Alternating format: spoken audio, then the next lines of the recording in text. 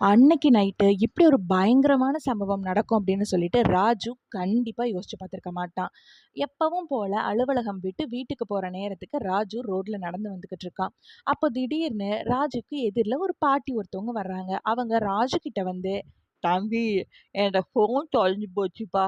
என் பேரனுக்கு கொஞ்சம் ஃபோன் போட்டு குடு சாமி" அப்படின்னு சொல்லிட்டு ராஜுவோட ஃபோனை கேட்குறாங்க. ராஜுவும் பாட்டி மேல பரிதாபப்பட்டு ஃபோன் நம்பர்ல அவங்க என்ன நம்பர் சொல்றாங்களோ அந்த நம்பருக்கு ஃபோன் போட்டு குடுத்துடுறாங்க. பாட்டி எந்த இடத்துல இருக்காங்கன்னு சொல்லிட்டு அவங்க கிட்ட சொல்லிடுறாங்க.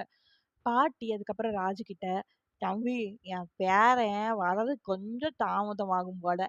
பக்கத்துல இருக்க தெரு வரைக்கும் மட்டும் என்னை கூட்டிட்டு போ சாமி. அங்க நான் சுத்தியே உட்காந்துக்கிறேன்" அப்படின்னு சொல்லவும், சரி பாட்டி பாவம்ன்னு சொல்லிட்டு ராஜுவும் அந்த பக்கத்துல இருக்க தெரு வரைக்கும் கூட்டிட்டு போறாங்க. அவங்க போக போக பார்த்தா ஆள் நடமாட்டமே இல்லாத ஒரு தெருவா இருக்கு அது.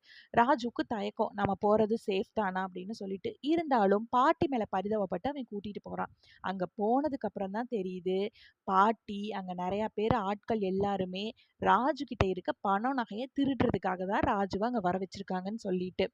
ஆளுக்கு ராஜுவ பயங்கரமா மிரட்டுறாங்க. ஆனா ராஜு தன்னோட பணத்தையும் நகையையும் தரமாட்டேன்னு சொல்லிட்டு சொல்லிக்கிட்டு இருக்கான்.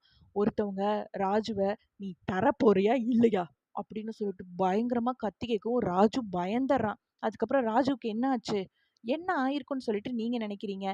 நீங்களும் இந்த மாரி யாருக்காவது உதவி செய்ய போயி ஆபத்துல மாட்டியிருக்கீங்க அப்படின்னா, அந்த அனுபவத்தையும் கீழ கமெண்ட்ல சொல்லுங்க.